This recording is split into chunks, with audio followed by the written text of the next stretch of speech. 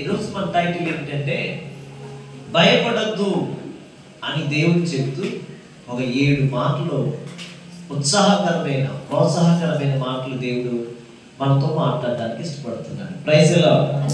చాలాసార్లు మనం భయపడతాం కదా. ఎందుకు భయపడతాం అనేది మనకు తెలియదు, కానీ సమస్యల కోసం భయపడతాం, ఇబ్బందుల కోసం భయపడతాం, కుటుంబంలో ఉన్న కలతల కోసం భయపడతాం, అప్పుల కోసం భయపడతాం, అనారోగ్యం బట్టి భయపడతాం, ఉద్యోగం లేదని భయపడతాం, స్థితిగతులు బాగోలేదని భయపడతాం, ఏమి నా ఇల్లు ఏమి కలవరం, నా ఇల్లు ఏమి సంతోషంగా లేదు అని మనం భయపడతాం. అనేక సందర్భాల్లో మనకి ఎక్కువ సంతోషం కంటే ఎక్కువ మనకు కలిగేది ఏంటంటే భయాలే. స్తోత్రం గారు, అవునా కదా? వాస్తవమా కాదా? వాస్తవమే. మీకే కాదు, నాకు అంతే. పరిచయం ఎలా జరుగుతుందని భయం, ఎలా వెళ్తుందని భయం, ఏ రీతిగా ఉంటుందని భయం. ఇలాగ మన జీవితంలో ఎన్నో సందర్భాలు గుండా వెళ్తున్నప్పుడు మనలో ఎక్కువగా ఆవరించేది ఏమిటంటే భయం. అందుకని దేవుడు 365 రోజులు కూడా మనకి ఇచ్చిన ఒక గొప్ప అభయం ఏమిటంటే భయపడద్దు. ఆమేన్ చెప్పండి. 365 రోజులు కూడా ఈ రోజు మనం భయపడ్డాం, మళ్ళీ రేపు భయపడడం అంటానికి లేదు. మళ్ళీ రేపు కావలసిన సందర్భంలో ఏదో ఒక భయం మన ఆవరిస్తూనే ఉంటది. అందుకని ప్రభు చెప్తున్న మాట ఏమిటంటే మీరు భయపడద్దు. ఎందుకు భయపడద్దు అని చెప్తున్నాడంటే నేను మీకు తోడుగా ఉన్నాను. భయము మిమ్మల్ని, మీ జీవితాన్ని పాడు చేస్తుంది, భయం మిమ్మల్ని కొంగదీస్తుంది, భయం మిమ్మల్ని అనగదొక్కేటట్టుగా చేస్తుంది. భయం వల్ల మీ జీవితంలో చేయవలసినవి, ఎక్కవలసినవి, పొందుకోవలసినవి మీరు పొందుకోలేరు. అందుకని దేవుడు ఏం చెప్పాడంటే 365 రోజులు కూడా ఆయన ఇచ్చిన గొప్ప అభయం ఏమిటంటే భయపడద్దు, భయపడద్దు, భయపడద్దు, భయపడద్దు. గట్టిగా చప్పట్లు కొడుతూ దేవుడు ఆయన మనకి ఇచ్చిన గొప్ప అభయం ఏమిటంటే భయపడద్దు. ఎందుకంటే భయం అనేది మన జీవితంలో కలవరలాగా మారిపోతుంది, చింతలాగా మారిపోతుంది. ఆ భయం వల్ల మనం చేయవలసినవి, పొందుకోవలసిన ఆశీర్వాదాలు మనం పొందుకోలేకపోతున్నాం. అందుకని దేవుడు ఇస్తున్న ఒక గొప్ప ప్రోత్సాహకరమైన మాటలు ఏంటంటే ఒక 7 మాటలు మీకు చెప్పమని ఇప్పుడు 7 మాటలు వచ్చి మనం ప్రోత్సాహకరంగా ఆ భయాన్ని విడిచిపెట్టి గొప్ప చేయాలని మనం పొందుకుందాము గాక. Okay right. మీరు వాళ్ళ వైపు చూడద్దు, నా వైపు చూడడానికి ప్రయత్నం చేయండి. పిల్లలు ఆడుకునేవ్వండి, వాక్యం వినడానికి ప్రయత్నించండి. గట్టిగా స్తోత్రం చెప్పండి. చూడండి, మొదటిగా మనం చూస్తే మొదటిది ఏమిటంటే జీవిత ప్రయాణంలో దేవుడు మనకి ఎక్కడికి వెళ్ళినా సరే ఆశీర్వాదాన్ని పంపిస్తాడు. మొదటి మాట ఏంటి చెప్పండి అందరూ? జీవిత ప్రయాణంలో మనకి ఎక్కడికి వెళ్ళినా సరే ఆశీర్వాదాన్ని దేవుడు మనకు పంపిస్తాడు. ఆ మాటను మనం చూద్దామా? ఆదికాండం 26వ అధ్యాయం, ఆదికాండం 26వ అధ్యాయం 24వ వచనం చదువుదామా? 24వ వచనం. ఆదికాండం 26వ అధ్యాయము 24వ వచనం. ఆ రాత్రియే యెహోవా అతనికి ప్రత్యక్షమై నేను నీ తండ్రి అయిన అబ్రహాము దేవుడను, నేను నీకు తోడై ఉన్నాను గనుక భయపడకము, నా దాసుడైన అబ్రహామును బట్టి నిన్ను నేను ఆశీర్వదించి నీ సంతానము విస్తరింపజేసేదనని ఇస్సాకుతో దేవుడు చెప్పెను. హల్లెలూయా. ఇక్కడ ఒక అద్భుతమైన మాట మనం చూస్తాం. అబ్రహాము ఎక్కడ కూడా ఆయన స్టాండర్డ్ గా ఉన్నట్లుగా మనం చూడం. ఎందుకంటే అతని ప్రయాణంలోని ఆశీర్వాదం ఉంది. ఆమేన్.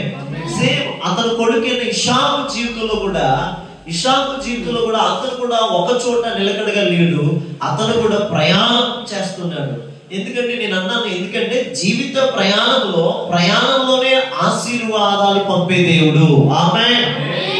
అందుకని ఇస్సాకు బయలుదేరుతున్నాడు.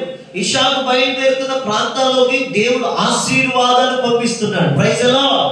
ఇక్కడ ఇస్సాకు కొంతమంది రాజులను బట్టి భయపడుతున్నాడు, కొంతమంది శత్రువులను బట్టి భయపడుతున్నాడు. భయపడుతున్నారు. కొంతమంది తనకు వ్యతిరేకంగా ఫిలిష్తీయులను బట్టి, కొంతమంది అబీమెలెకును బట్టి భయపడుతుంటుంటే, ఈ అబీమెలెకును బట్టి అక్కడ ఉన్న జనాంగాన్ని బట్టి ఇషాకు భయపడుతుంటే దేవుడు అంటున్నాడు 24వ అధ్యాయంలో, ఆ రాత్రి ఇషాకుకి దేవుడు ప్రత్యక్షమయ్యాడు.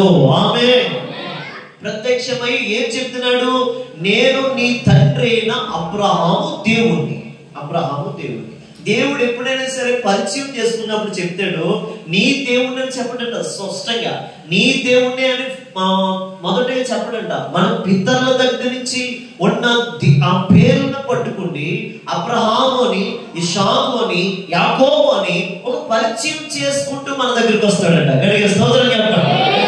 ఇక్కడ ఇషాకుకి ఏమని పరిచయం చేసుకున్నాడు దేవుడు అంటే, నేను నీ తండ్రి అయిన అబ్రహాము దేవుణ్ణి అని చెప్పి నా దాసుడైన అబ్రహామును బట్టి నేను ఆశీర్వదించి నీ సంతానమును విస్తరింప చేస్తాను అని ఇషాకు దేవుడు వాగ్దానం ఇచ్చాడు. ఆమేన్.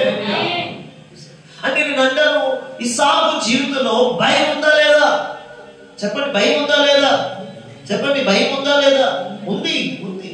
నేను నీకు తోడుగా ఉన్నాను గనుక భయపడకు. ఎన్నో మేలు పొందుకుని చూస్తున్న ఇషాకు జీవితంలోనే భయం ఉంది. ఈరోజు మన జీవితంలో భయం లేదు అంటానికి లేదు, భయం ఉంటుంది ఖచ్చితంగా. కానీ ఆ భయంలోనే దేవుడు మనకు తోడుగా ఉంటాడు. అందరూ చెప్పండి గట్టిగా, గట్టిగా చెప్పండి, రెండు చేతులతో చెప్పండి. ఆయన మనకు తోడుగా ఉండబోతున్నాడు. అబీమెలెకులు వచ్చిన, ఫిలిష్తీయులు వచ్చిన, ఎంతమంది శత్రువులు మనకు తోడుగా, ఎంతమంది శత్రువులు మనతో పాటు వచ్చినా సరే ఆయన అంటున్నాడు, ఎంతమంది నీకు శత్రువులు లేచినా సరే నువ్వు భయపడకు ఇషాకు, నేను నీకు తోడుగా ఉన్నాను. ఆమేన్. మన జీవితంలో కూడా ఎంతో మంది శత్రువులు ఉంటారు, ఉండకుండా ఉంటారు. శత్రువు ఉంటేనే మనం ఆశీర్వాదం పొందుతాం. అందులో చెప్పండి, శత్రువు ఉంటేనే, ఈ పక్కన చెప్పండి, శత్రువు ఉంటేనే నువ్వు ఆశీర్వాదం పొందుతావు. శత్రువు ఉంటేనే నువ్వు ఆశీర్వాదించబడతావు. అబీమెలెకు లేకపోతే ఇస్సాకు ఎక్కడ? అబీమెలెకు లేకపోతే ఇస్సాకు ఎక్కడ ఫలితం చూస్తే? ఇప్పుడు దేవుడి యొక్క హమయం అబీమెలెకుని బట్టే కదా. అబీమెలెకు ఉన్నాడు కనుకనే ఇస్సాకుకి శత్రువుగా ఏమిటి ఆ ఇషాకుకి దేవుడు అభయం ఇచ్చాడు. నువ్వు భయపడదు, నేను నీకు తోడుగా ఉన్నాను. తోడుగా. మన శత్రువులు ఎంతమంది ఎక్కువైనా సరే మనకి దేవుడు ఒక అభయాన్ని ఇస్తాడు. నువ్వు భయపడకు. ఆమేన్, ఆమేన్, ఆమేన్. ఆయన చెప్తున్న మాట, నువ్వు భయపడకు ఇషాకు. నువ్వు వెళుతున్న ప్రయాణంలో నేను నిన్ను ఆశీర్వాదకర్తగా చేయబోతున్నాను. ఎందుకు తెలుసా? నా పితరుడైన, నీ పితరుడైన, నీ తండ్రి అయిన అబ్రహామును బట్టి నేను దీవించబోతున్నాను. దేవునికి స్తోత్రం కలుగుగాక. మిమ్మల్ని బట్టి కాదండి దేవుడు, యేసయ్యను బట్టి మనం దీవించబోతున్నాడు. యేసయ్యను బట్టి మనం దీవించబోతున్నాడు. యేసయ్యను బట్టి మనం దీవించబోతున్నాడు. ఆమేన్.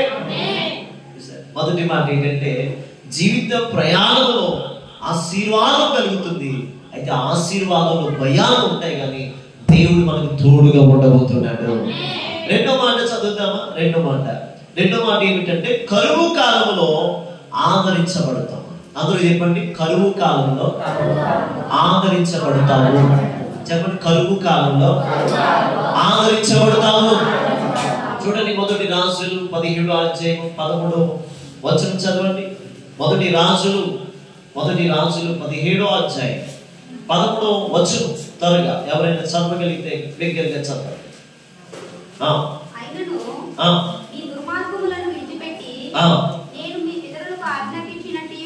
మొదటి రాజులు 17వ అధ్యాయం 11వ వచనం. అప్పుడు ఏలియా ఆమెతో ఇట్లా నేను అప్పుడు ఏలియా ఆమెతో ఇట్లా నేను భయపడద్దు, నీవు పోయి నీవు చెప్పినట్లు చేయము. అయితే అందులో ఒక చిన్న అప్పము మొదట చేసి నా యొద్దకు తీసుకుని రమ్మని, తర్వాత నీకును నీ బిడ్డకును అప్పములో చేసుకోమని, భూమి మీద యెహోవా వర్షము కురిపించే వరకు ఆ తొట్టిలో ఉన్న పిండి తక్కువ కాదు, బుడ్డిలో చేతిలో నుండి అయిపోదని ఏలియా యెహోవా నామం పేరట సెలవిచ్చాను. ఆమేన్. అంటే నేను అంటాను, కరువు కాలంలో జాగ్రత్తగా ఆలోచించాలి. కరువు కాలాలు మనకు ఉంటాయి, కరువు సమయాలు మనకు వస్తాయి. ఇంట్లో ఏమీ ఉండదు కొన్నిసార్లు, తినడానికి ఉండదు కొన్నిసార్లు, వెళ్ళడానికి ఉండదు. మన ప్రయాణంలో కొన్నిసార్లు మన జీవితం అంతా కరువుగానే ఉంటుంది. అయితే ఇక్కడ మనం చూస్తే ఏలియా అనుకోకుండా ఆ వాగు దగ్గర నుంచి సారెపతు అనబడుతున్న ఎదోరాలింటికి దేవుడు అతన్ని పంపించాడు. ఆమేన్. ఆయన అంటున్నాడు, ఈ సందర్శనం అంతా మనం చదువుకుంటూ పోతే ఏంటి వాళ్ళు అనుకుంటున్నారు, ఇంక నేను నా కుమారుడు సరిపోదాం, కొన్ని కట్టెలు తెచ్చుకోండి, చక్కగా అప్పం వేసుకోండి, సరిపోదాం అనే ఫీలింగ్ లో ఉన్నారు. కానీ దేవుడు ఎవరైతే సరిపోతాం అనుకుంటున్నారో అదే గృహానికి ఏలియా అనే సేవకుడిని పంపించాడు. ఆమేన్. ఏలియా అనే సేవకుడి ఇంటికి పంపించి ఏలియాని ఆ ఇంటికి పంపించిన తర్వాత ఆ 11వ వచనంలో అంటున్నాడు ఆయన, అప్పుడు ఏలియా ఆమెతో ఇట్లా, నేను భయపడద్దు సహోదరి, భయపడకు. అంటే దేవుడిచ్చిన అవి అంత గొప్పదండి.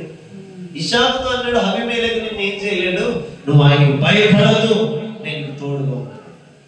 రెండోదిగా కరువు కాలంలో ఈసారి అయిపోతే ఎదురాను అందరిలాగే మన జీవితం కూడా అయిపోతేమో. 3.5 సంవత్సరాలు వర్షం పడదు. కాబట్టి ఈ టైంలో మనం ఏం చేయాలి, మనకున్నదే తిని సరిపోదామని చెప్పి ఫిక్స్ అయిపోయారు తల్లి కొడుకులు ఇద్దరు. ఫిక్స్ అయిపోయిన సమయంలో జరిగిన విషయం ఏంటంటే, అద్భుతమైన దేవుడు, హృదయాలైన దేవుడు, బాగు చేసే దేవుడు, కరువు కాలంలో కూడా సమృద్ధిని అనుగ్రహించే దేవుడు ఏం చేశాడంటే ఏలియాని ఆ ఇంటికి పంపించాడు. ఆమేన్.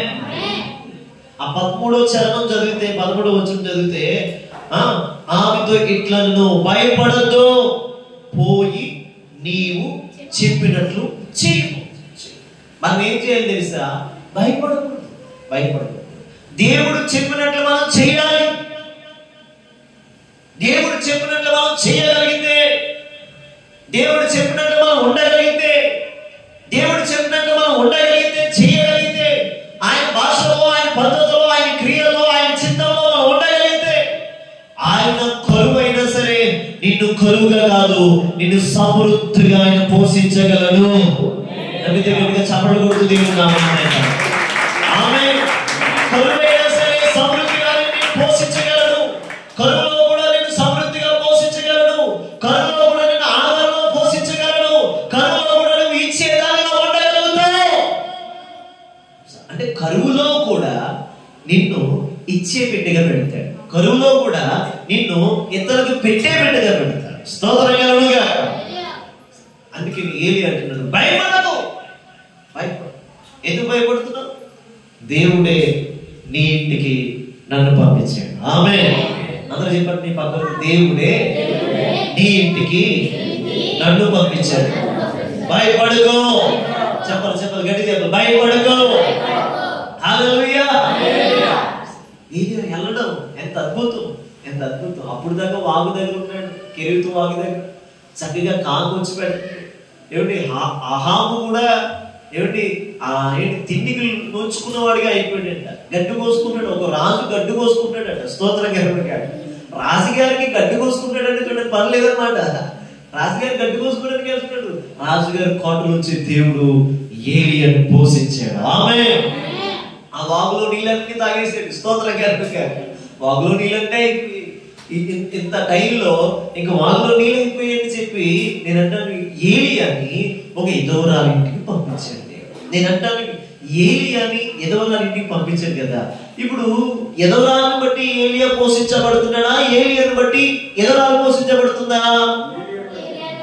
అడిగి చెప్పాలి.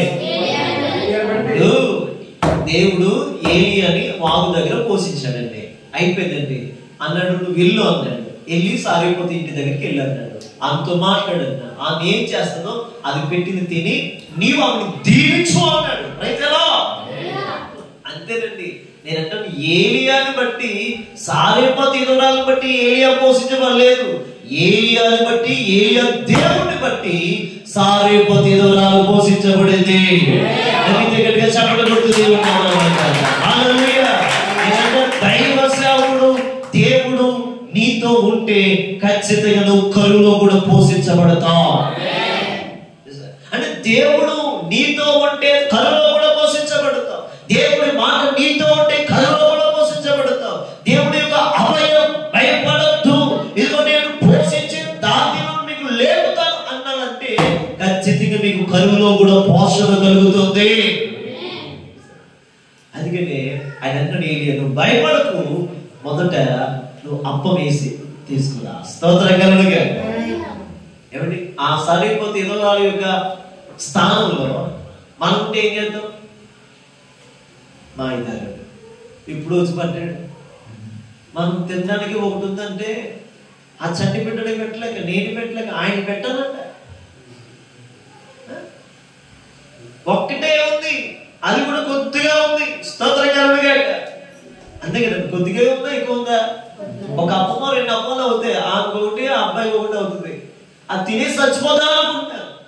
కానీ ఏలియాని దేవుడు అక్కడ పంపించాడు. ఏలియా అక్రత చూశాడు. ఆ ఇంటిలో ఏ అక్రత ఉందో, ఆ ఇంటిలో ఏది కొదువు ఉందో అది దేవుడు ఏలియా చేత బయలుపరిచాడు. ముందు నేను చెప్పింది నువ్వు చేయి. స్తోత్రం కలుగుగా. మనం చెప్పింది దేవుడు చేయాలా, దేవుడు చెప్పింది మనం చేయాలా? చెప్పాలి గట్టిగా. మనం చెప్పిందే చెప్పాలి కదా. మనం చెప్పిందే దేవుడు చేయాలి కదండి. మనం చెప్పిందే దేవుడు చేయాలి. దేవుడు చెప్పింది మన పక్కన పెట్టారు. అవునా? దేవుడు చెప్పింది మనం చేస్తే కరువులో కూడా పోషించబడతాం. దేవుడు చెప్పింది మనం చేస్తే ఎంత ఇబ్బంది నీ ఇంటిలో ఉన్నా, ఎన్ని కరువులు నీ ఇంట్లో ఉన్నా, ఎన్నో అవరోధాలు నీ ఇంట్లో ఉన్నా, నువ్వు ఆయన చెప్పినట్లుగా చేస్తే ఆయన నిన్ను పోషించకుండా, హెచ్చించకుండా, దీవించకుండా ఉండలేడు. ఎందుకంటే ఆయన చెప్పింది నువ్వు చేస్తున్నావు కనుక ఆయన నిన్ను ఉన్నతమైన స్థానంలో నిలబెడతాడు. ఆమేన్. అందుకని ఏలియా చెప్పింది ఆమె చేసింది. ఉపాయ్ అంటే నేనంటే విధేయత చూపించింది. వెంటనే వెళ్ళి తెచ్చింది, అప్పవేసింది. అయ్యా మీరు తినండి అయ్యా అని చెప్పింది. ఆ చక్కగా చేసింది. ఆయన అన్నాడు, చదవండి ఆ మాట చదవండి. 14 వచనం చదివితే, భూమి మీద వర్షము కురిపించే వరకు, అంటే భూమి మీద వర్షము కురియ వరకు ఆ తొట్టిలో పిండి తక్కువ కాదు. స్తోత్రం చెప్పండి. స్తోత్రం చెప్పండి. నీ ఇంటిలో పిండి తక్కువ కాదు. చెప్పండి బాగుంది. నీ ఇంటిలో పిండి తక్కువ కాదు. నీ బుద్ధిలో నూనె అయిపోదు. స్తోత్రం గట్టిగా. హల్లెలూయా. సారిపోతే దొరలకి మరలా ఇల్లు చూసేసరికి దైవ సేవకి తెచ్చిపెట్టింది. మరలా ఇల్లు చూసేసరికి తొట్టులో పిండి అద్భుతకరంగా అది ఉబ్బుకుతూ ఉంటాయి. దేవునికి స్తోత్రం కనుక గుడ్డులో నూనె. నేను అంటాను, అనేక మంది ఎదురాలు అక్కడ ఉన్నారు. జాగ్రత్తగా వినాలి, మనసు పెట్టి వినాలి. అయ్యా మీరు ఇలా కూర్చోండి, అక్కడ కూర్చోండి. అనేక మంది ఎదురాలు అక్కడ ఉన్నారు. అనేక మంది ఎదురాలు అక్కడ ఉన్నా సరే సారేపాతి ఎదురాలే దేవుడు ఖండించుకోవడానికి కారణం ఏమిటంటే ఆమె ఏలియాకి దేవుడికి చోటిచ్చింది. గట్టిగా చెప్పండి. హల్లెలూయా. ఎవరైతే దేవుడికి చోటిస్తారో వారినే దేవుడు పట్టించుకుంటాడు. ఎవరికైతే దేవుడికి చోటిస్తారో, దేవుడి మాటకి విలువిస్తారో, దేవుడి మాటను పట్టించుకుంటారో, దేవుడు చెప్పినట్టుగా చేయడం ఇష్టపడతారో వారి జీవితంలో కొదువు ఉండదండి. ప్రైజలో. అందుకే నేను అంటున్నాడు, భయపడదు, నేను చెప్పింది చెయ్యి. స్తోత్రం కలుగుగా. మీరు దేనికోసం భయపడుతున్నారు ఈరోజు? ఒకటి, నువ్వు నడుస్తుండగా ఆశీర్వాదాలు రావట్లేదు భయపడుతావా? ఇస్సాకుతో చెప్పాడు, నువ్వు ఎక్కడికి వెళ్ళినా నేను నీకు తోడుకుంటాను, భయపడవు. రెండోది, కరువు కాలంలో కూడా ఆయన నిన్ను ఆదరించగలడు. సారిపోతే ఏదో నన్ను ఆదరించిన దేవుడు నిన్ను ఆదరించడా? సారిపోతే ఏదో నన్ను దేవుడిని భయపడద్దు అని ధైర్యపరిచిన దేవుడు నిన్ను ధైర్యపరచలేడా? ఆలోచించు. ఈ మధ్యాహ్న సమయంలో కరువు కాలంలో కూడా నేను పోషించే దేవుడు నీ పక్షంగా ఉన్నాడు. ఆమేన్. మూడో మాట చూద్దామా? మూడో మాట, ఆపద కాలంలో మంచి తోడు ఆయన. ఆమేన్. అందరూ చెప్పండి, ఆపద కాలంలో మంచి తోడు.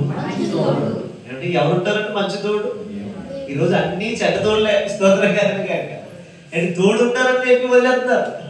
అంతే కదండి, తోడుంటారని చెప్పి మర్చిపోతున్నారు, తోడుంటారని చెప్పి విడిచిపెట్టేస్తున్నారు, తోడుంటారని చెప్పి విడిచిపెట్టేస్తున్నారు. కానీ దేవుడు చూడండి ఏమంటున్నాడు, ఆపద కాలంలో ఆయన మనకి మంచి తోడుగా ఉండబోతున్నాడు. 2 రాజులు 6వ అధ్యాయం చదువు. నా మాట చదువుతాను. 2 రాజులు 6వ అధ్యాయము 16 వచనం చదువు. 16 మన పక్షమున ఉన్నవాడు వారికంటే అధికులై ఉన్నారని చెప్పి యెహోవా వీడు చూచినట్లు దయచేసి వీడి కళ్ళను తెరవమని ఎలీషా ప్రార్థన చేయగా యెహోవా ఆ పనివాని కళ్ళను తెరవచేసెను గనుక వారు ఎలీషా చుట్టూ పర్వతములు అగ్ని గుర్రముల చేత రథముల చేతను నిండి ఉండుట చూచెను. గట్టిగా చప్పట్లు కొడుతూ దేవుని నామమున హల్లెలూయా. ఏంటి ఇక్కడ సంభాషణ, ఏంటి ఇక్కడ జరుగుతుంది ఏంటి అని ఆలోచిస్తే, సిరియా రాజండి అనేక సార్లు అండి ఇశ్రాయేలు రాజుని, ఇశ్రాయేల్ ప్రజలను పట్టుకోవడానికి ట్రై చేస్తున్నాడు. ఏమిటి, ఎన్నిసార్లు ట్రై చేసినా ఆ ఇశ్రాయేలు పక్షంగా విజ్ఞాపన చేసే, ప్రార్థన చేసే ఒక్క ప్రవక్త ఉన్నాడని సిరియా రాజు గమనించలేకపోయాడు. ఇశ్రాయేలు పక్షంగా, ఇశ్రాయేలు రాజు పక్షంగా ఎవరు వచ్చినా సరే ఆ గుట్టు చెప్పడానికి ఎలీషా ఎవరు వస్తున్నారో చెప్పేస్తున్నాడు. స్తోత్రం కలుగుగాక. ఎలీషా అనే భక్తుడు, ఏలియా తర్వాత ఎలీషా మంచి ప్రవక్తగా ఉన్నాడు. ఈ ఎలీషా ఆయన ఇశ్రాయేలు దేశానికి ఒక కాపుదలగా ఉన్నాడు, ఇశ్రాయేలు దేశానికి ఒక ప్రవక్తగా ఉన్నాడు. ఈ ప్రవక్తగా ఉన్న ఎలీషా ఇది చెప్తుందే జరుగుతుంది. ఏం చూస్తున్నాడో అది చెప్తున్నాడు, ఏం చెప్తున్నాడో అది జరుగుతుంది.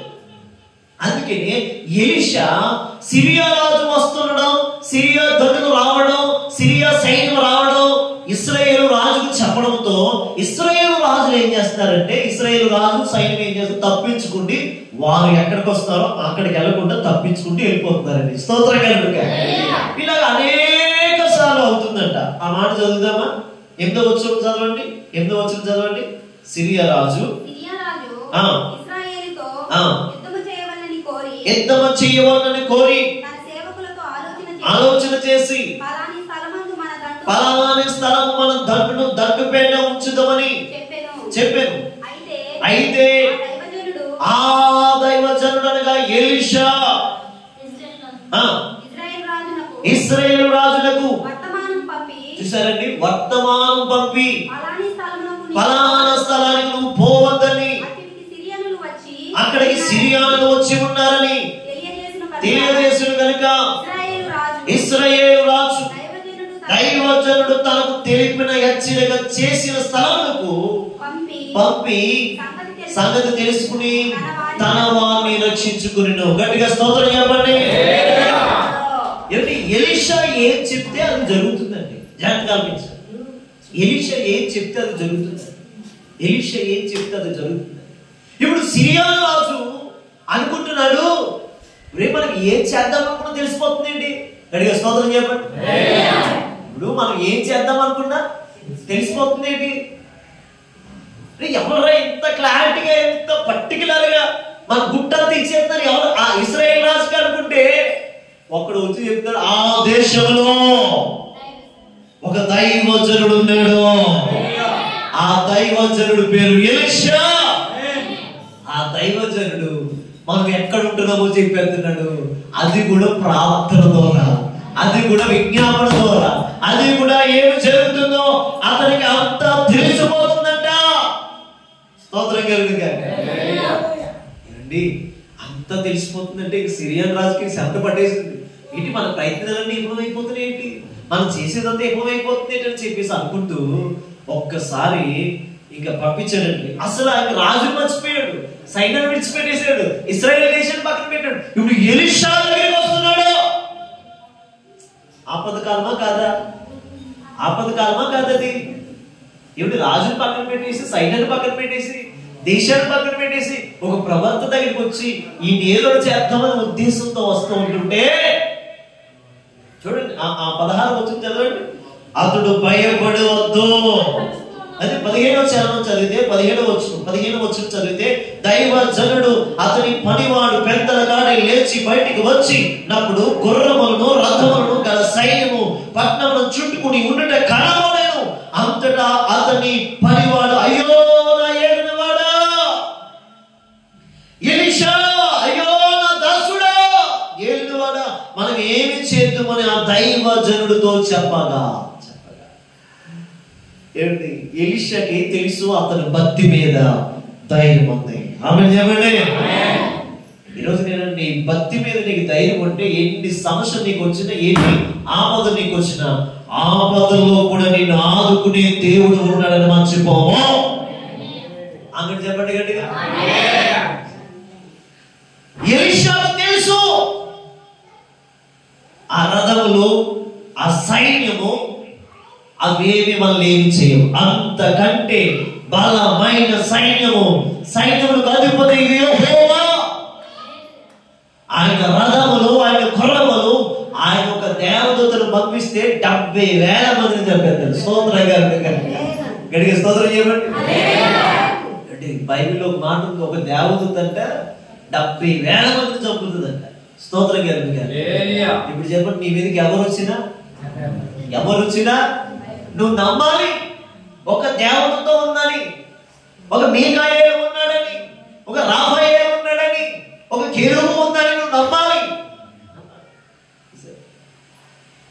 ఇప్పుడు ఎలీషా జీవితంలో భక్తి క్లారిఫైగా ఉంది. అంటే నేను అంటాను, ఎలీషా ధైర్యంగానే ఉన్నాడు, కానీ ఎలీషా దగ్గర ఉన్నాడే పనివాడు. స్తోత్రం కాక ఈ పనుడు అంటున్నాడు. 15వ చరణం 15వ వచనం చదివితే, అయ్యో వచ్చేస్తున్నారయ్యా, పట్టణాలందరినీ ముట్టేశారయ్యా, సైన్యం అంతా వచ్చేసిందయ్యా, అయ్యా రథములు గుర్రములు వచ్చేస్తున్నాయి అంటే అప్పుడు ఎలీషా ఒక చిన్న ప్రార్థన చేస్తున్నాడు. స్తోత్రం కాక 16వ చరణం చదవండి.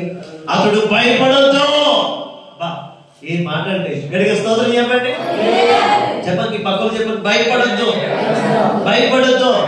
చెప్పు గడిగా, భయపడొద్దు. మన పక్షమున ఉన్నవాడు వారి కంటే అదుపులై ఉన్నారని చెప్పాను. చెప్పండి, మన పక్షమున ఉన్నవాడు వారి కంటే బలవంతుడు, వారి కంటే అదుపులు.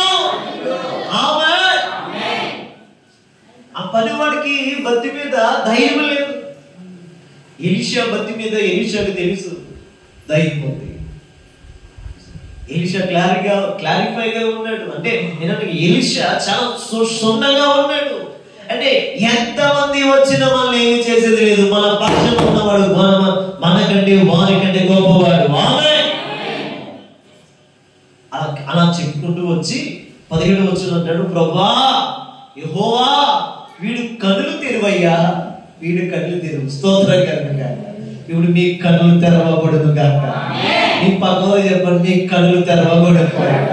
నీ పక్షమున ఉన్నవాడు వారి కంటే గొప్పవాడని మీ కన్నులతో మీరు చూచినట్లుగా మీ కన్నులు తెరవకూడదు గాక. ఆమేన్. ఆ పనివాడి కన్నులు తెరవబడ్డాయి. అది చూస్తున్నాడు, అగ్ని రథాలు ఉన్నాయి. ఏమున్నాయి చెప్పండి, ఏమున్నాయి? అగ్ని రథాలు. వాళ్ళ రథాలేమో మామూలు రథాలు, దేవుడు రథాలు ఎలా ఉన్నాయి కనబడవు, కానీ అగ్ని రథాలు, అగ్ని సైన్యం గుర్రాలు. స్తోత్రం గాక. ఏమండి, వీళ్ళందరికీ ఏం కలిగిందంటే ఎలీషా ఇంకో ప్రార్థన చేశాడు. ఆ కిందకి వెళ్తే వాళ్ళకి అంధత్వం కలగాలని ప్రార్థన చేశాడు. ఆ మాట కూడా చదువుతామా? 18వ వచనం చదవండి. ఆ దండు వారు అతను సమీపించినప్పుడు ఎలీషా ఈ జనులను అంధత్వంతో మొత్తుమని యెహోవాను వేడుకొనగా ఆయన ఎలీషా చేసిన ప్రార్థన చొప్పున వారిని గుడ్డితనముతో మొత్తెను. Praise the lord. వచ్చిన వాళ్ళందరికీ గుడ్డితనం వచ్చేసింది. స్తోత్రం కలుగుగాక. ఏమండి ఇప్పుడు అంటున్నాడు, వచ్చారా మీరు? ఈ దేశం కాదు అని ఎలీషా, అసలు ఎలీషా దగ్గరికే వచ్చారు. కానీ ఎలీషా అన్నాడు, మీరు వచ్చింది తప్పు, రాంగ్ గా వచ్చారు. మీరు చదవండి కిందకి, ఇంటికి వెళ్ళిన తర్వాత మీరు రాంగ్ టైప్ లో వచ్చారు, రాంగ్ దారిలో వచ్చారు. మీరు రావాల్సింది ఇక్కడ కాదు, రండి నేను తీసుకెళ్తాను చెప్పి వేరే చోటుకి తీసుకెళ్ళాడు. స్తోత్రం కలుగుగాక. నేనంటాను, ఆపద కాలంలో కూడా ఆయన నీకు అభయం ఇవ్వగలడు. ఆమేన్. ఆపద కాలంలో మంచి తోడు ఆయన, మంచి తోడు. ఎలీషా లాంటి ధైర్యం నీకుందా? ఎలీషా అంటున్నాడు, భయపడదు. శిష్యుడితో చెప్తున్నాడు, భయపడదు. ఈ రోజు ఎవరైనా మీ ఇంట్లో భయపడుతూ చెప్పండి, భయపడకు. వారి పక్షంగా ఉన్నవాడు కాదు, మన పక్షంగా ఉన్నవాడు వారికంటే అధికుడని చెప్పండి. ఆమేన్. అదవుతుందా? భయపడద్దు, అసలు దేనికి భయపడద్దు. మనతో ఉన్నవాడు, ఆపద కాలంలో మనతో ఉన్నవాడు మంచి స్నేహితుడు. దేవునికి స్తోత్రం కలుగుగాక. మంచి తోడు ఆయన. అందుకనే ఎలీషా ధైర్యంగా ఉన్నాడు. ఎలీషా శిష్యుడు కూడా భయపడద్దు అని చెప్పగలిగాడు. ఈ రోజు నువ్వు భక్తి చేస్తే నీకు ధైర్యం పుడుతుంది. భక్తి చేస్తే ధైర్యం పుడుతుంది. భక్తి చేస్తే భయపడు. అనారోగ్యానికి భయపడు, అవరోధాలకి భయపడు, కష్టాలకి భయపడు, ఇబ్బందులకి భయపడు. నువ్వు దేనికి కూడా, ఒకవేళ ఎన్ని ఆపదలు నీ ముందు ఉన్నా సరే నువ్వు వాటికి భయపడకుండా ఒక మంచి తోడు కలిగిన దేవుడు నాతో ఉన్నాడని ఒక ధైర్యము కలిగి నువ్వు జీవించగలుగుతావు. అందుకనే ఆయన చెప్తున్న మాట ఏంటంటే భయపడద్దు. స్తోత్రం కలుగుగాక. చూసారండి, 4వ మాటకి వెళ్దామా? 4వ మాటకి వెళ్దామా? చూడండి, 4వ మాట ఏమిటంటే బలహీనతలో కూడా ఆయన మనం బలమై ఉండబోతున్నాడు. అందరూ చెప్పండి, బలహీనతలో కూడా ఆయన మన బలం. చెప్పండి, అందరూ చెప్పండి, స్వామి చెప్పండి. ఆ బలహీనతలో కూడా ఆయనే నా బలము. అందరూ చెప్పాలి, స్ట్రాంగ్ చెప్పాలి. బలహీనతల్లో కూడా ఆయనే నా బలము. చూడండి, యెషయా గ్రంథం 43వ అధ్యాయం 1 నుంచి 3 వచనాలు చదువుతాం రండి. ఆయన మనకి ఎలా బలమై ఉండబోతున్నాడో అక్కడ మనకు చెప్తున్నాడు. యెషయా గ్రంథం 41వ అధ్యాయం 10వ వచనం చదవండి. 10వ వచనం. భూదిగంధముల నుండి నేను పట్టుకుని దాని కొనల నుండి పీల్చుకుని వాడా, నీవు నా దాసుడు అనియు నేను నిన్ను ఉపేక్షింపగా ఏర్పరచుకుంటున్నాను. నేను నీతో చెప్పి ఉన్నాను, నేను నీకు తోడై ఉన్నాను, భయపడకము, నేను నీ దేవుడై ఉన్నాను, దిగులు పడకము. అంటే నువ్వు కుంగిపోకు, బలహీనతగా ఉండకు, నేను నిన్ను బలపరిచేవాడుగా ఉండబోతున్నాను. ఇంకేమన్నాడు తెలుసా? నీకు సహాయం చేయవాడు నేనే, నీతి అను నా దక్షిణాస్తముతో నిన్ను ఆదుకొనును. అంటే దాంట్లో ఒక్క మాట మనం తీసుకోవాల్సిన మాట ఏంటి తెలుసా? దిగులు పడకము, నేను నిన్ను బలపరుతును. అందరూ చెప్పండి, దిగులు పడకము, నేను నిన్ను బలపరుతును. అంటే నేనంటే బలహీన సమయంలో, బలహీనమైపోతున్న సమయాల్లో, బలహీనపరచబడుతున్న సమయాల్లో, బలహీనతను కలుగుతున్న సమయాల్లో మన బలం ఎవరంటే యెహోవాయే మన బలముగా మారబోతున్నాడు. అంటే బలహీనం అంటే ఒక జ్వరాన్ని బట్టి బలహీనత, ఒక బాధను బట్టి బలహీనత, ఒక సమస్యను బట్టి బలహీనత, కొన్ని మన ముందున్న కొన్ని పరిస్థితులను బట్టి మనం బలహీనం అయిపోతూ ఉంటాం. కొన్నిసార్లు ఆఖరికి ఆ బలహీనతలో కూడా మనం ప్రార్థన చేయలేము. మీకు అలాంటి అనుభవాలు ఉన్నాయా లేదా? నాకు కూడా ఉన్నాయి. బలహీనతలో ప్రార్థన రాదు, బలహీనతలో ప్రార్థన చేయలేము, బలహీనతలో దేవుడిని ఎడగలేము, బలహీనతలో దేవుడి తట్టు చూడాలనే ఆశ కూడా కొన్నిసార్లు లోపిస్తూ ఉంటుంది మనకి. ఒంటి నిండా రోగాలు ఉంటే ఎలా చేయగలుగుతాం ప్రార్థన అనిపిస్తుంది. ఇప్పుడు ఏమిటి నేను అంటాను, శరీరంలో ఏదో ఒక పార్ట్కి నేను ఈ హెడ్ అంటే నేను తలకి గాయం అయితే మనం ఎలా చేయగలుగుతాం అనిపిస్తాం. అంటే నేనంటే బలహీనతలో కూడా ఆయన మన పక్షంగా ఉండి విజ్ఞాపన చేసే కర్తగా ఉండబోతున్నాడు. అందుకని ఆయన విజ్ఞాపన చేస్తున్నాడు కనుకనే మనకి బలం రాబోతుంది. అందుకని రోమీయులకు రాసిన పత్రికలో ఆ మాట మనకు ఉంటుంది. చదువుదాం ఆ మాట, చదవండి. రోమీయులకు రాసిన పత్రిక 8వ అధ్యాయం.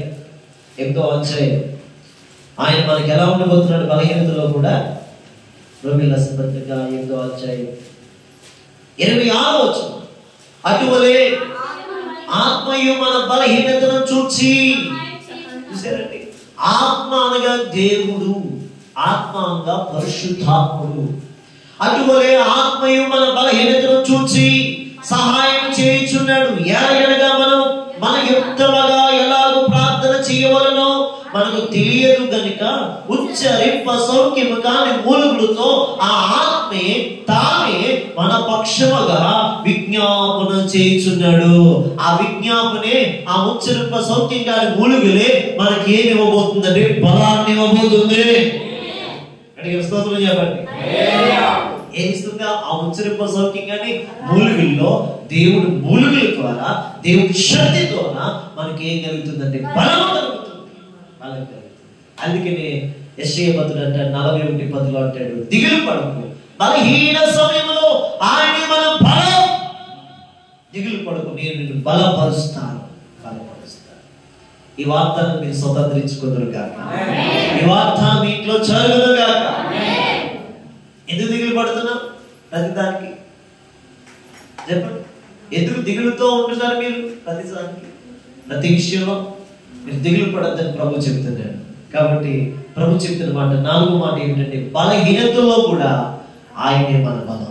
అందరూ చెప్పండి, బలహీనతలో కూడా ఆయనే.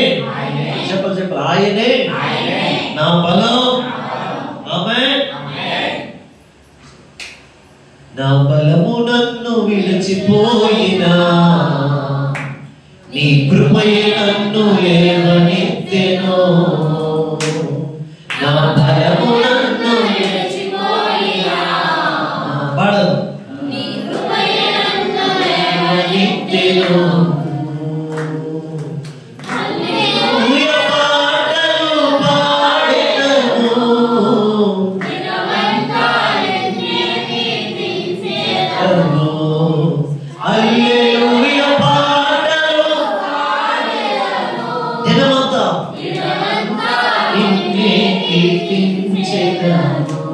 అంటే మన బలం మనం కొన్నిసార్లు విడిచిపోయినా ఆ దినమంతా మనం ఏం చేయాలి తెలుసా? హల్లెలూయా పాటలతో దేవుని స్తుతిస్తూ ఉండగా మన బలము ఏదైతే మనం బలము పోయేదో ఆ బలాన్ని మళ్ళా మనం తిరిగి పొందుకోగలుగుతాం. అంటే హల్లెలూయా పాటలో ఏముంది? పాటలో ఏముంది? స్తుతిలో ఏముంది? ప్రార్థనలో ఏముంది? అనుదినము ఆయన పాదాలు పట్టుకుంటే ఆయన ద్వారా మనం బలము పొందగలుగుతాం. అందుకని భక్తుడు ఈ పాట రాశాడు. స్తోత్రం. మన బలము మనం విడిచిపోద్ది కొన్నిసార్లు. అయినా సరే దేవుడు అన్నాడు, నీ బలము విడిచిపోయినా నీ బలహీనతలో నా బలాన్ని నీకు ఇవ్వబోతున్నానని చెప్తున్నాను. ఆమేన్. కాబట్టి ఆయన బలము మనకిచ్చును గాక. 5వ మాట చూద్దాం రండి, వాక్యంలోకి వెళ్దాం. 5వ మాట ఏమిటంటే భయపడొద్దు అని ఉత్సాహకరమైన ఒక 7 మాటల్లో ఒకటి, జీవిత ప్రయాణంలో ఆశీర్వాదాలు. నువ్వు ఎక్కడికి వెళ్ళినా సరే ఆయన నిన్ను తోడుగొండి, భయపడొద్దని చెప్తాడు. రెండోది, కరువు కాలంలో నిన్ను పోషిస్తాడు. అంటే కరువు కాలంలో నిన్ను ఆదరించే ధైర్యం ఆయనే. ఆపద కాలంలో మంచి తోడు ఆయనే. బలహీనతలో ఆయనే నీకు బలంగా ఉండబోతున్నాడు.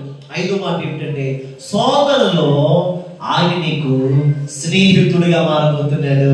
అందరూ చెప్పండి, శోధనలో, గట్టిగా చెప్పండి, శోధనలో ఆయన నీకు స్నేహితుడిగా మారబోతున్నాడు. శోధనలు, ఎంతమందికి శోధనలు వస్తున్నాయి? ఇంట్లో ఉన్నాయా శోధనలు? స్తోత్రం కదా, గట్టిగా స్తోత్రం చెప్పండి. చప్పట్లు కొట్టు.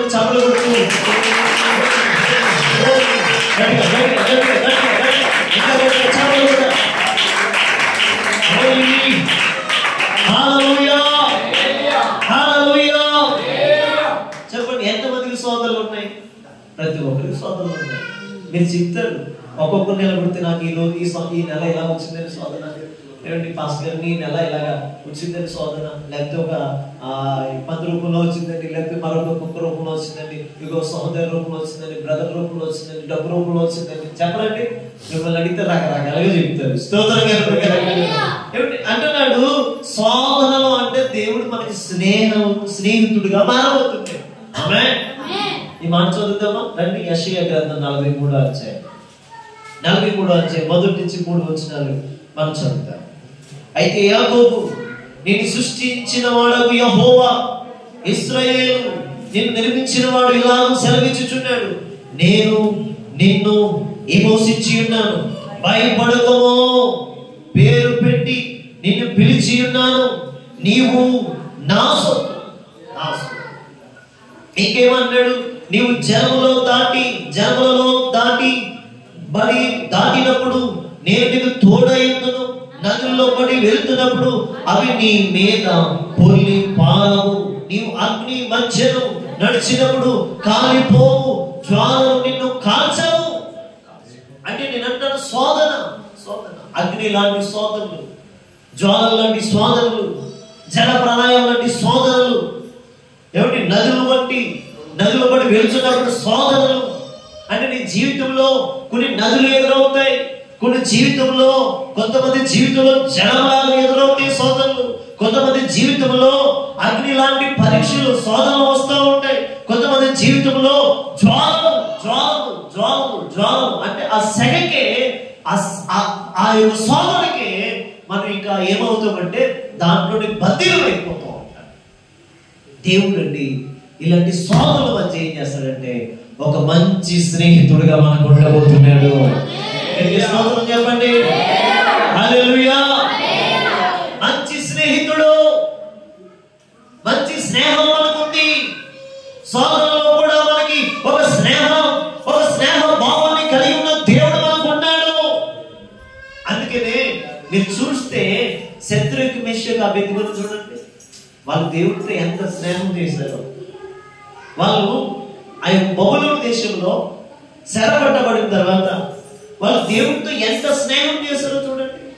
చదువుదాం ఒకసారి, చదవండి ఆ మాట చదవండి. దానియేలు గ్రంథం త్వరగా దానియేలు గ్రంథంలో ఆ మాటలు మనకి కనిపిస్తాయి. శద్రక్ మేషక్ అబేద్నెగోలు ఏమంటున్నారు ఆ మాట చదువుతా చూడండి. దానియేలు గ్రంథం 3వ అధ్యాయం 16వ వచనం చదవండి, 16-17 వచనాలు చదవండి.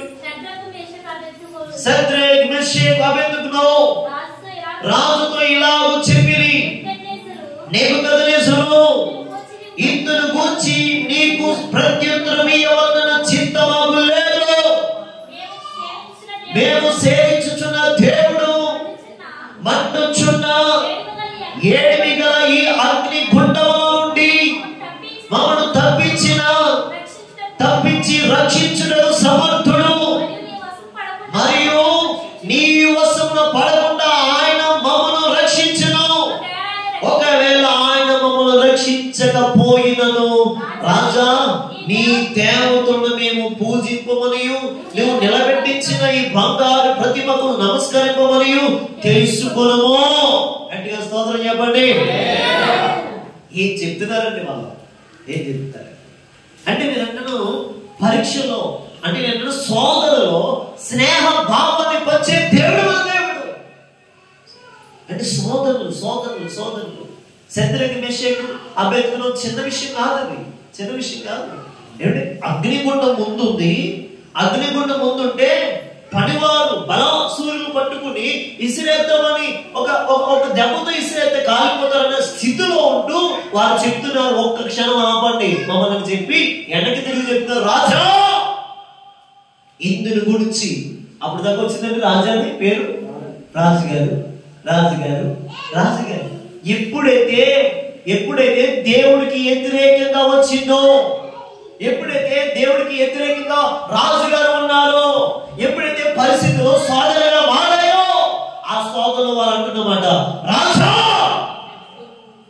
నెబుకద్నెజరు స్తోత్రం గారు పేరు పెట్టి చెప్తున్నారు. మనల్ని నువ్వేం చేయలేదు? శోధనతో చెప్పారు, ఏ శోధన నెబుకద్నెజరు స్తోత్రకరుడు గాక. ఇప్పుడు శోధన ఎవరంటే నెబుకద్నెజరే.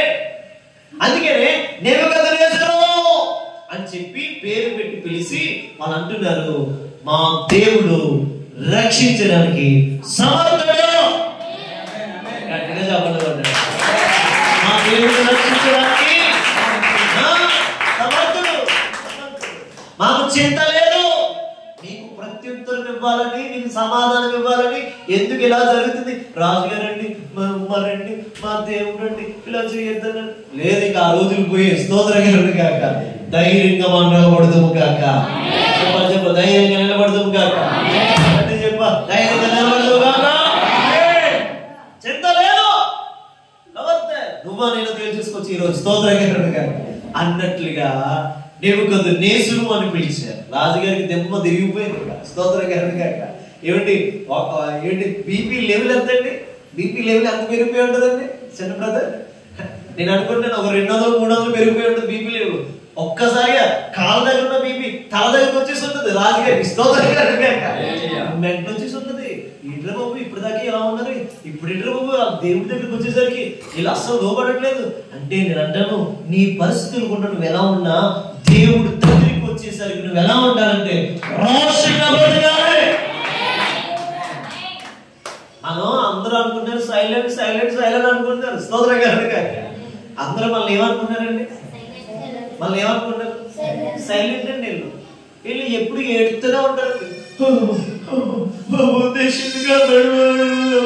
ఏడుతూ ఉంటారు అనుకుంటారు. నేను అనుకుని ఏడుపులో వచ్చే శోధన జయించే శక్తులు దేవునికి ఇవ్వబోతున్నాడు. శత్రుఘ్న మేషక్ అబేద్నెగోలు ఇందుని గురించి ప్రత్యుత్తరం ఇవ్వాలని నీకు సమాధానం చెప్పడానికి అవకాశం పడలేదు. రాజా నీకు సమాధానం చెప్పి పడేయండి, సమాధానం చెప్పి పెట్టి పడిసే.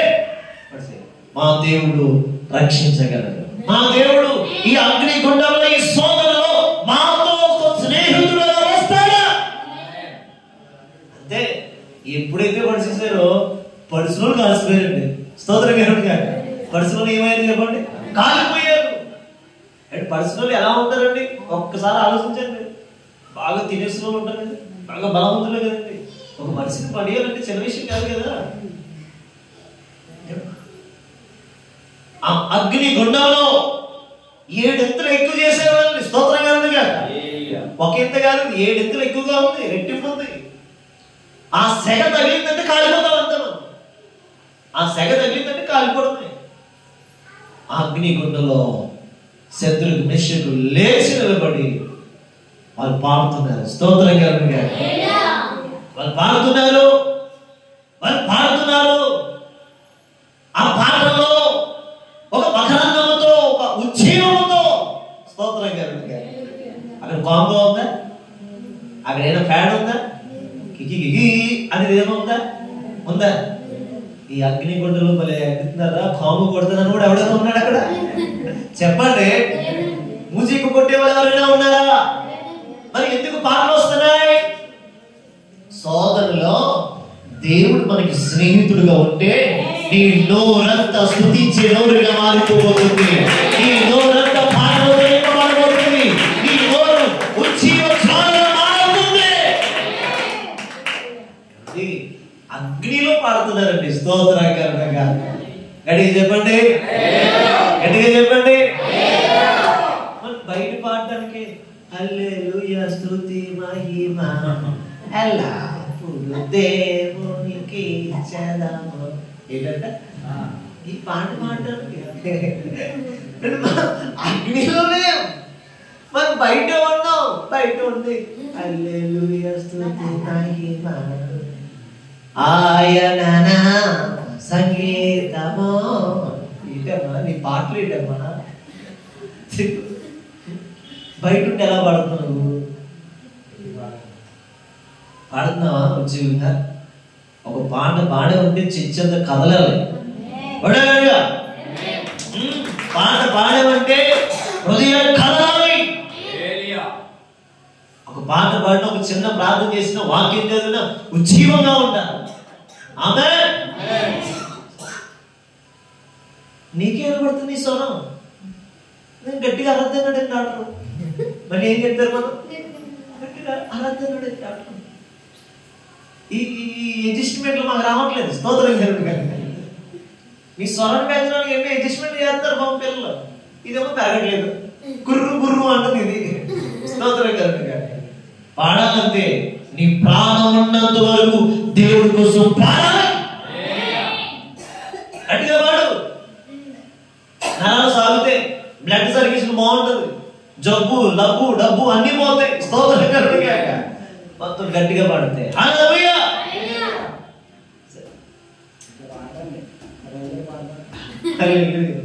అక్కడ వాడతారు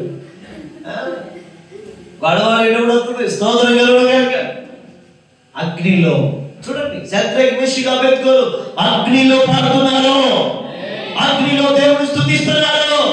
అగ్నిలో దేవుడు తనకి వారికి స్నేహితుడుగా మారి అగ్నిలో వారితో పాటు దేవుడు కూడా ప్రార్థన చేసేవాడుగా స్తుతించేవాడుగా ఉన్నాడు. పాడుతున్నారు. అరే మౌత్ పెట్టండి రా అన్నాడు నెబుకద్నెజరు. చెప్పండి, మౌత్ పెట్టండి రా. పాటలు ఏం పాడుతున్నారు, ఆ పాటలు ఏంటి ఏందో అని అంటాడు. అది మౌత్ పెట్టడం ఉంటేనే కదా. అది ఎన్ని ఇంతలు ఉంది? 7 ఇంతలు ఉంది. చిన్న విషయం కాదు. అంటే 7 ఇంతలు అంటే అక్కడ ఉన్న సెగ ఇక్కడ తగిలితే ఏంటి కాలిపోతావు. అంతే కాలిపోతావు. పడుసులో కాలిపోయారండి. వీళ్ళు ముగ్గురు లేచి నిలబడి దేవుని స్తుతిస్తున్నారు. నెబుకద్నెజరుకి నిద్ర పట్టలేదు. ఇంకా మొత్తం దిమాగ్ ఖరాబ్ అయిపోయింది. స్తోత్రం కలుగుగా. చిన్న మెదడు పెద్ద మెదడు అన్ని పగిలిపోయి. స్తోత్రం కలుగుగా. మరి ఏంట్రా ఎంతమంది పడిసారా అన్నాడు. మరి పరిస్థితి ముగ్గునే సార్ మేము అన్నాడు. మరి 4 వ్యక్తి ఎవరురా? ఎంతమంది పడిసారా? అలా అంటున్నారు. 4వ వాడు మమ్మల్ని ఈ శోధన గుండా నడిపిస్తున్న, ఈ శోధన గుండా కాపాడడానికి వచ్చిన మా స్నేహితుడని యేసు. హల్లెలూయా. ఈ శోధనలో ఉన్న కాపాడడానికి, ఈ శోధనలో రక్షించడానికి, ఈ శోధనలో ధైర్యపడడానికి మాతో పాటు వచ్చిన యేసు మాకు అండగా ఉన్నాడు. అలా అంటున్నారు. జలములు 43 యెషయా 43 జలముల గుండా వెళ్ళినా, అగ్నిలో వెళ్ళినా నీవు ఆ జ్వాలల సైతం నిన్ను కాల్చచాలు. రేపు పిల్లరా పిల్లరా అంటే వాళ్ళు ముగ్గురు వచ్చారు. స్తోత్రం గారు. రే ఇందాక 4 ఉన్నారు కదా. అదేనండి, సోదరులో ఉంటే మా స్నేహితుడు దిగొస్తాడు బయట నుంచి. ఆమేన్. ఇప్పుడు బయటకు వచ్చాం కాబట్టి సోదరు లేదు. సోదరులో ఉన్నప్పుడు చెప్పాలి గట్టిగా. అది మీరు ఎప్పుడు ఆ విషయం మర్చిపోకండి. నీకు సోదరు వస్తే నీ స్నేహితుడైన యేసు నీకు తోడుగా ఉండబోతున్నాడు. నేను భయపడద్దు అని చెప్తున్నాడు.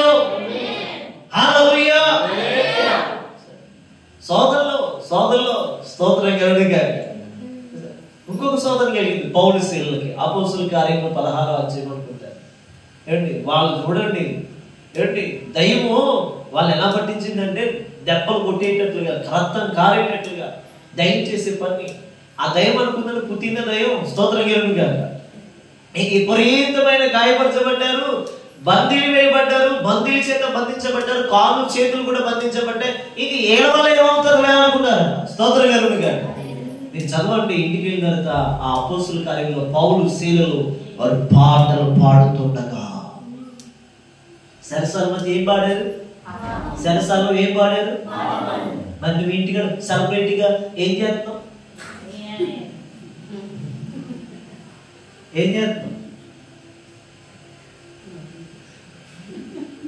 కేక్ కోసేటప్పుడు ఏం చేస్తున్నావు? లేకపోతే ఏదో పుట్టినరోజు సందర్భంగా ఏం చేస్తున్నావు? లేకపోతే మరొక విషయానికి ఏం చేస్తున్నావు? స్తోత్రం కలుగుగా. అత్తగారు చచ్చిపోతే ఇంట్లో డాన్స్ చేస్తుంది. పోయింది.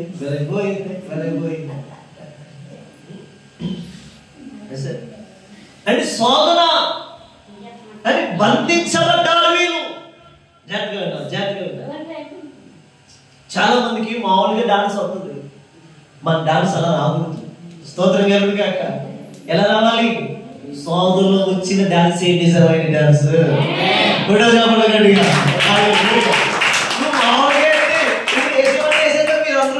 ఎలా ఆడతారు? ఒక్కొక్కరు భలే ఆడతారు. భలే భలే భలే భలే భలే భలే భలే.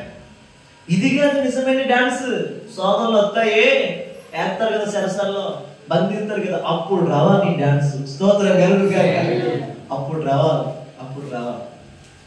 పౌలు శీలులు బంధించబడ్డారు, సరసాలు, వారి స్తుతి చెబుతుండగా, స్తోత్రం చెబుతుండగా, నేను అంటాను తలుపులు ఆయన అంటాను ఆ గడియలు వాటి కవే ఇడుదల పోతాయి, భూమి కనిపించింది, అక్కడికక్కడికే పునాదులు కదిలించబడ్డాయి. కానీ ఎవ్వరికి ఏమి ఇబ్బంది కలగలేదు, ఒక్క దొంగ కూడా పారిపోలేదట. అక్కడికి స్తోత్రం చెప్పండి.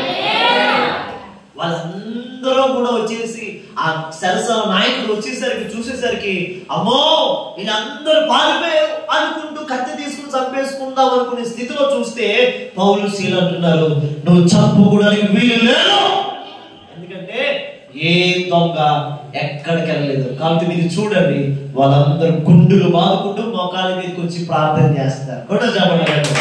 అంటే నీ స్తుతి నీ ఇంటి పరిస్థితిని మార్చి వేయనుగాక. అంటే శోధన అదే చిన్న విషయం అండి. బందీలు ఉన్నాయి, రక్తం, ఒళ్ళంతా రక్తం, మరకలైపోయి బ్లడ్ అంత శరీరం అంతా గాయపరచబడింది. సరసాల్లో వేస్తే ఏమిటి నేను అంటాను, సరసాలు వేసిన పేతురు ప్రశాంతంగా నిద్రపోతున్నాడు. దేవుడు పేతురుకు ఆకర్పించాడు. సరస్సులు వేసిన పౌలు శీలలకి నిద్ర కాదు, పాటలతో పాఠము పెట్టారు. ఆమేన్. నువ్వు ఎంత స్థితిలోకి వెళ్ళినా, సోమలోకి వెళ్ళినా సరే నువ్వేం చేయాల్సిన అను దినము నీ నోటిలోంచి స్తుతి వచ్చును గాక. పౌలు శీలలు కాదు అక్కడ చేసింది, యేసు అక్కడ భూకంపాన్ని రప్పించాడు, యేసు సరస్సాల తలుపులను తప్పించాడు, యేసు అక్కడ అద్భుతాన్ని చేశాడు. పౌలు శీలలు పాటలు పాడుతుంటే యేసు కూడా వారితో పాటు ఒక స్నేహితుడిగా ఏకీభవించాడు. ఆమేన్. ఈరోజు నేనంట నువ్వు ఒక్కదాన్ని సోదరులో ఉంటే నీతో పాటు సోదరు నుండి తప్పించడానికి యేసు ప్రభువే నీకు స్నేహితుడిగా రాబోతున్నాడు. యేసు ప్రభువే నీకు స్నేహితుడిగా రాబోతున్నాడు. ఎంతమంది నమ్ముతున్నారు యేసు నాకు స్నేహితుడిగా ఉండబోతున్నాడు, యేసు నాకు స్నేహితుడిగా ఉండబోతున్నాడు, యేసు నాకు అండగా ఉండబోతున్నాడు.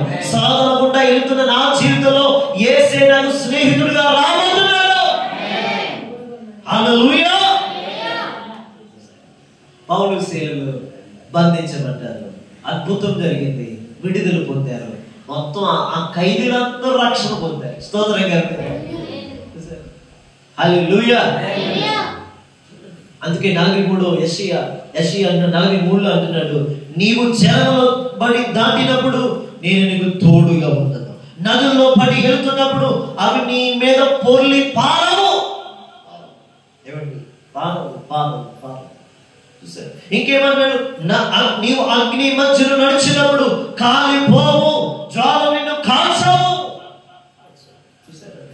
దేవుడు మనకి స్నేహితుడిగా ఉండబోతున్నాడు. 5వ మాట ఏమిటంటే సోదరులో ఆయన నీకు స్నేహితుడిగా రాబోతున్నాడు. అందులో చెప్పండి, పక్క వారికి ఇలా కొట్టి చెప్పండి, సోదరులో ఆయన నీకు స్నేహితుడిగా రాబోతున్నాడు. ఆమేన్. యేసయ్య స్నేహం కోరుకోండి సోదరులు. వాళ్ళ దగ్గరికి ఏళ్ళ దగ్గరికి వెళ్ళదు. ఇంకా సోదరు వచ్చిందని అందరికి చెప్పకండి, ఎవరికి చెప్పినా సీప్ అవుతారు. యేసయ్య స్నేహం కోరుకోండి. యేసయ్య స్నేహం మిమ్మల్ని ఆదరిస్తుంది, యేసయ్య స్నేహం మిమ్మల్ని ఆదరిస్తుంది, యేసయ్య స్నేహం నిన్ను బలపరుస్తుంది. కాబట్టి సోదరులో ఆయన నీకు ఒక మంచి స్నేహితుడిగా ధైర్యపరిచి భయపడద్దు, నేను కూడా మీతో ఉన్నాను అని చెప్పాడు. ఆమేన్.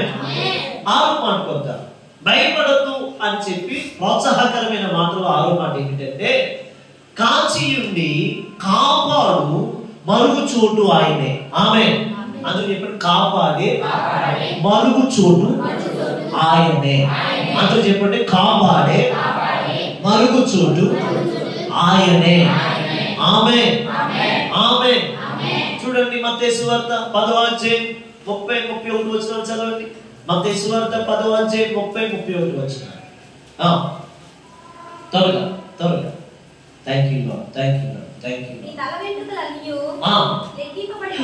నీ తల వెంట్రుకలన్నీ లెక్కింపబడి ఉన్నవని కనుక మీరు భయపడదు. ఏమన్నాడండి దేవుడు? మీ తల వెంట్రుకలన్నీ లెక్కింపబడి ఉన్నవి కనుక మీరు భయపడద్దు. అంటే కాపాడి మరుగు చోటు ఆయనే. అంటే నేను అంటాను, నేను కాపాడేవాడిగా ఆయన ఉన్నాడు, మరుగు చోటు ఆయనే, దాగు చోటు ఆయనే. అందుకే ఇక్కడ చెప్తున్నాడు మత్తయి సువార్త 10వ అధ్యాయము 30-31 వచనం అంటాడు, మీరు మీ తల వెంట్రుకలన్నీ లెక్కింపబడి ఉన్నవి కనుక మీరు భయపడద్దు. ఇంకా చదువుస్తారు, మీరు అనేకమైన పిచ్చుకుల కంటే శ్రేష్ఠులు. అది చాలు. మనుషులు ఎదుట ఎవరైతే నన్ను ఒప్పుకుంటారో పరలోకమందు నా తండ్రి ఎదుట నేను వారిని ఒప్పుకోబోతున్నాను. గట్టిగా స్తోత్రం చెప్పండి. దేవుడి ప్రభు చెప్తున్న మాట ఇది, కాపాడే మరుగు చోటు ఆయనే, కాపాడే దాగు చోటు ఆయనే. కూర్చోండి. కాపాడే దాగు చోటు ఆయనే. చూడండి, మీరు ఎప్పుడైనా ఆలోచించారా? తల వెంట్రుకలు సైతం ఆయన అంటున్నాడు, మీ తల వెంట్రుకలను లెక్కించబడి ఉన్నవి. అందరూ చెప్పండి, నీ తల వెంట్రుకలు లెక్కించబడి ఉన్నవి.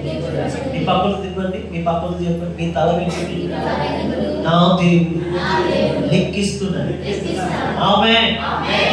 అంటే మీ తల వెంట్రుకలనే లెక్కిస్తున్నాడు అంటే మిమ్మల్ని ఇంకెంత బాగా లెక్కిస్తారు కదా. మీ తల వెంట్రుకలనే పట్టించుకున్నాడంటే మీ బాధ్యతలు ఎంత బాగా మోస్తాడు. మీ తల వెంట్రుకలనే లెక్కిస్తానని చెప్తున్నాడు దేవుడు. ఎవరి అంటున్నాడు, మిమ్మల్ని దాగు చోటుగా నేను ఎందుకు కాయను అని చెప్తున్నాడు. మనం ఏమనుకున్నాం అంటే, ఆయన మనం పట్టించుకోలేదు, ఆయన నన్ను చూడట్లేదు, ఆయన ప్రార్థన లేదు, ఆయన నన్ను పక్కన పెట్టేశాడు, ఆయన నన్ను విడిచిపెట్టేశాడు అని మనం ఏం చేస్తున్నాం? అప్పుడప్పుడు ఇలాంటి ప్రార్థనలు చేస్తాం. ఆయనే ఉంటే ఎందుకు శ్రమ వస్తుంది? ఆయనే ఉంటే ఎందుకు కష్టం వస్తుంది? ఆయనే ఉంటే వచ్చిన ఫలం ఎందుకు పోతుంది? ఆయనే ఉంటే చేతులారా అనుభవించేది ఆ లాభాన్ని నేను ఎందుకు నష్టంగా చేసుకుంటాను అని మనం చాలాసార్లు అంటూ ఉంటుంటాం. కానీ దేవుడు ఏమంటాడు తెలుసా? మత్తయి సువార్త 10:30-31 వచ్చిన ప్రకారంగా ఆయన తల వెంట్రుకలను కూడా లెక్కించాడట. ఒకసారి 2 చేతులెత్తి స్తోత్రం చెప్పండి. గట్టిగా చెప్పండి. ఒకసారి నా తల వెంట్రుకలు కూడా లెక్కించే దేవుడుగా ఉన్నావయ్యా, అందుని బట్టి నీకు స్తోత్రం. అంటే ఎంత గనులమో చూడండి దేవుడు దృష్టిలో, ఎంత విలువైన వాళ్ళమో చూడండి దేవుడి దృష్టిలో. అంటే మనం కాపాడే దాగు చోటు ఆయనే. అందుకే ఆయన అంటున్నారు, భయపడకండి, మీ తల వెంట్రుకలు సైతం లెక్కించబడ్డాయి. అంటే మనం ఏమనుకుంటున్నాం అంటే, మనం భయపడిపోతూ ఉంటుంటాం. కానీ దేవుడు అంటాడు, కేవలం మీ శరీరమే కాదు, మీ తల వెంట్రుకలు కూడా లెక్కించబడి ఉన్నారని చెప్తూ, ఇదిగో అనేకమైన పిచ్చుకల కంటే మీరు శ్రేష్ఠులుగా ఉండబోతున్నారు. అంటే దేవుడు మన అలా పోల్చలేదట. ఒక జంతువుతోనో, ఒక పక్షితోనో, ఒక జీవరాశితోనో, ఒక పాకే నిన్న పురుగులతోనో దేవుడు మనం పోల్చలేదు. మన దేవుడు ఒక ప్రత్యేకమైన వారిగా చేశాడు. మన దేవుడు ఒక ప్రత్యేకమైన వారిగా చూస్తున్నాడు. దేవుడు మన ఒక ప్రత్యేకమైన స్థానం ఇచ్చాడు. దేవుడు హృదయంలో, దేవుడు గూటిలో నీకు ఒక ప్రత్యేకమైన స్థానం ఉంది. ఆమేన్. అంటే చాలా మంది అంటారు, మీ హృదయంలో నాకు ప్రత్యేకమైన స్థానం లేదండి. ఇప్పుడు భర్త హృదయంలో భార్యకి ఏముండదు? ప్రత్యేకమైన స్థానం. భార్య హృదయంలో భర్తకి ఏముండాలి? ప్రత్యేకమైన స్థానం ఉండాలి. నేను పిల్లల హృదయంలో తల్లిదండ్రులకి ఏముండాలి? ప్రత్యేకమైన స్థానం. మరి ఇప్పుడు మన పరమ తండ్రి హృదయంలో ఎవరికి ప్రత్యేకమైన స్థానం ఉంది? చెప్పండి గట్టిగా. నాకే ఉందని చెప్పండి. ఆ మాట చెప్పండి. నాకే ఉంది. నా యేసయ్య హృదయంలో నాకే ప్రత్యేకమైన స్థానం ఉంది. ఆమేన్. ఇప్పుడు ప్రత్యేకమైన స్థానం ఉందని తెలుసుకుంటే అసలు నువ్వు అనుకుంటావు, నిజంగా అన్నిటికంటే గొప్పవాడిని అనుకుంటావు, అన్నిటికంటే విలువైన వ్యక్తిని అనుకుంటావు. ఈరోజు మనం అదే కోల్పోతున్నామండి. నా తండ్రి హృదయంలో నాకు ప్రత్యేకమైన స్థానం లేదేమో, అందుకే మనకు భయం, అందుకే మనకు కలవరం.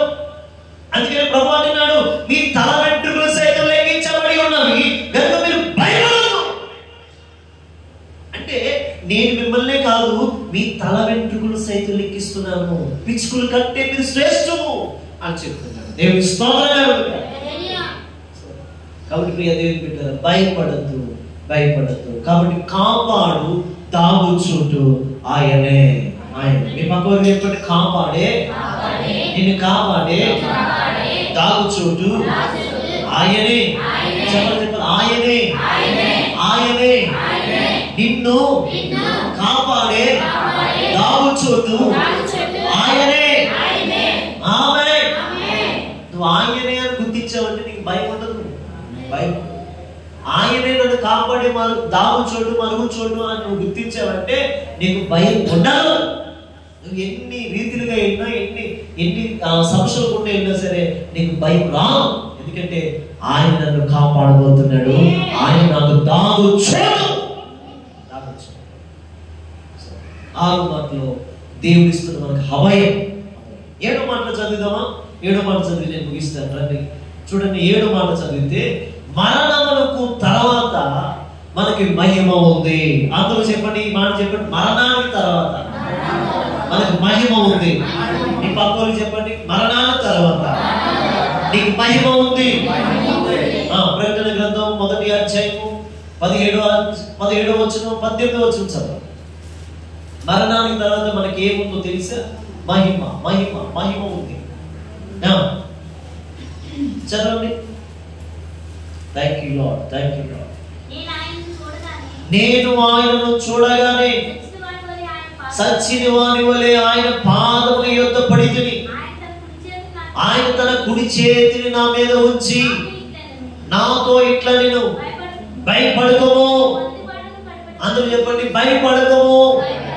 నేను మొదటి వాడను, కడపటి వాడను, జీవించి వాడను, మృతుడనైతిని గాని ఇదిగో యుగ యుగములు సజీవుడనై లోకము యొక్కయు పాతాళ చెవుల యొక్కయు, పాతాళ చెవులు నా స్వాధీనములో ఉన్నవి.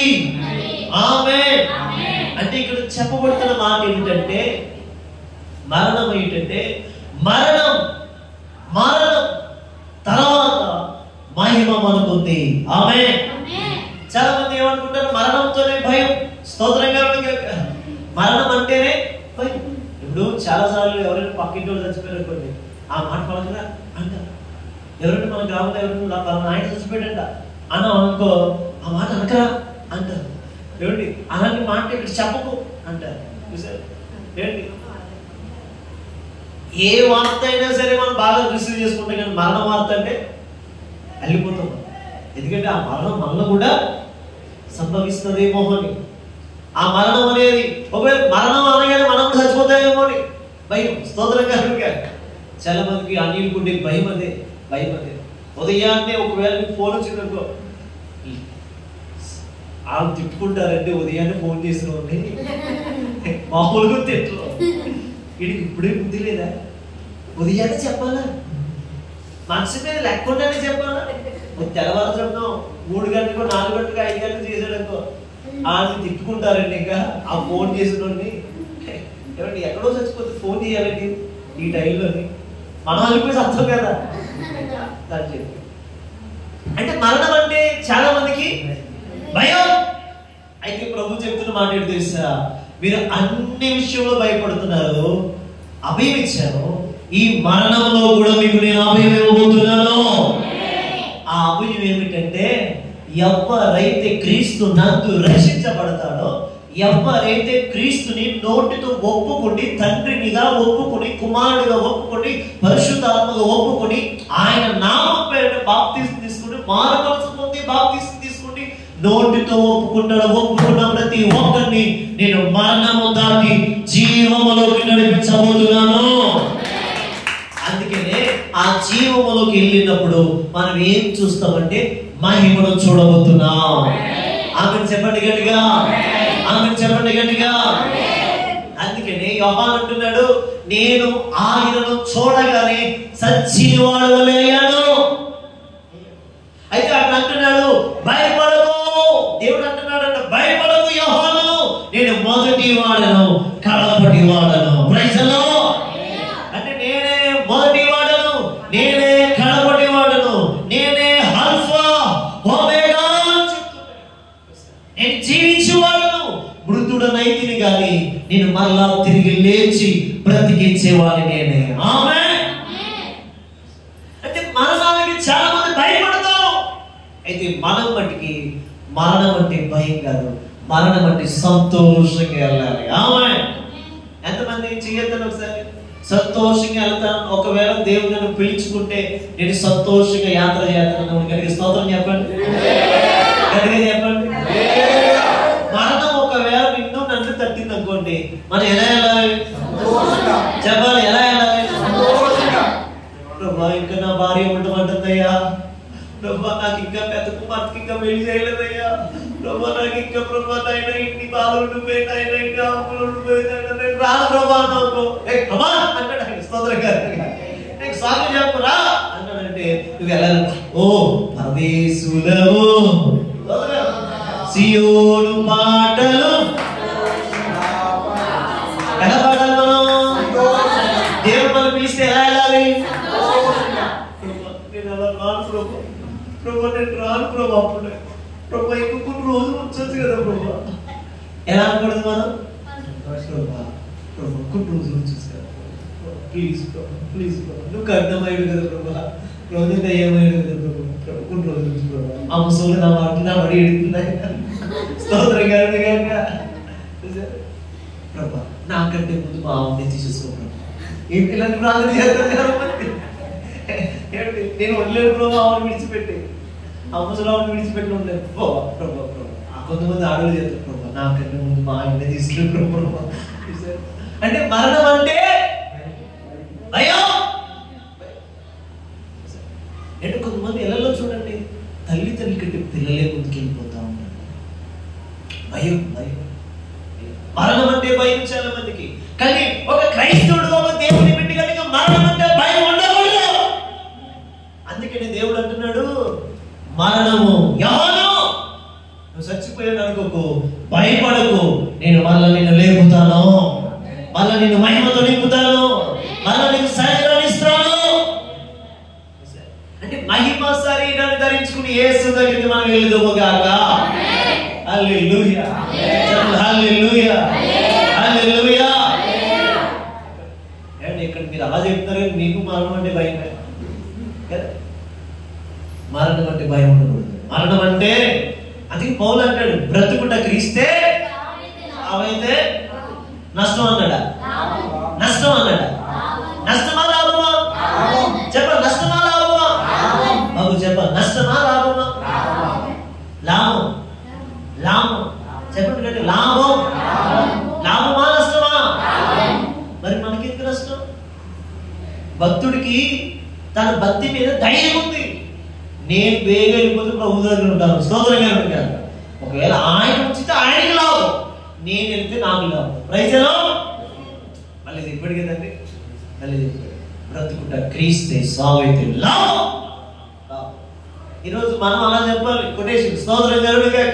రే చిన్నోడా పెద్దోడా పెద్దమ్మ చిన్నమ్మ అందరం పిలిచి, బ్రతికితే నేను ఆయన కోసం, వెళ్ళిపోతే నాకు లాభం. స్తోత్రం జరుగుగా. మనం అలా చెప్పాలి, అలా చెప్పాలి. అందుకని మరణం కోసం కూడా ప్రభు చెప్తున్నాడు. 7వ మాట చాలా ప్రాముఖ్యమైనది.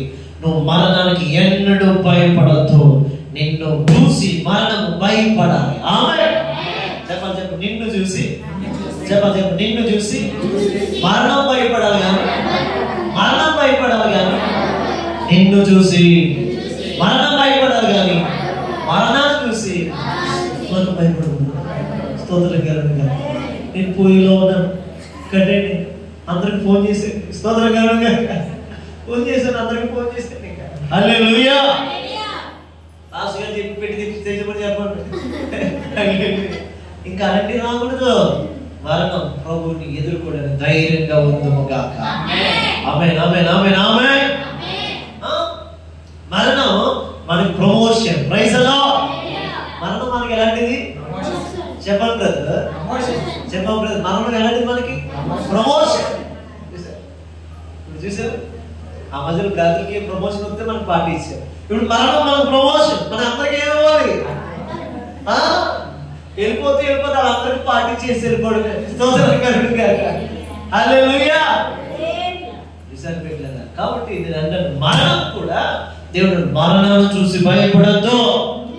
ఈ లోకంలో అందరూ రాజకీయ నాయకవేత్తలు, శాస్త్రవేత్తలు, గణిత శాస్త్ర, సైన్స్ అన్ని రకాలుగా మీరు చూడండి, అందరూ కూడా మరణం అంటే భయం.